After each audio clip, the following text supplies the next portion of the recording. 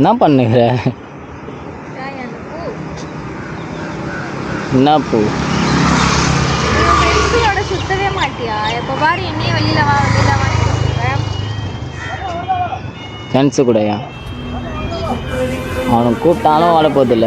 ஏகப்பட்ட பேர் இருக்காங்க. அதுலேயும் முக்கியமாக அந்த மெயின் 2 பேர். அவனெல்லாம் கூப்பிட்டா வரமாட்டானுங்க. நீ வேற.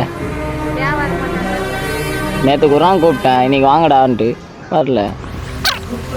அவனுக்கு 2 பேர் பெஸ்ட்டு ஃப்ரெண்டு. எனக்கு பெஸ்ட்டு ஃப்ரெண்டாகவே நினைக்கிறதில்ல அவனு.